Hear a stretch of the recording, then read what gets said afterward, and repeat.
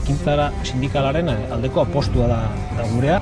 Azken finean planteatzen duguna da sakoneko aldaketa bat. Orain dela urte batzuk, kontrajarriak ziren gauzak bateragarriak izatea, lehen langile eta pobre, ezin ziren uztartu. Pues la precariedad para mí es cuando después de trabajar una jornada completa no llegas a fin de mes. Eta mundu honi esateko, mundu hau ez doala aurrera emakumerik gabe. Y están porque contagiamos fuerza. Talde bezala dugun indarra.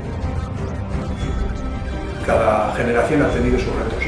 Nuestra generación tiene un reto muy gordo al que tiene que hacer frente y siempre cuidando el tesoro de la militancia. La militancia es un tesoro.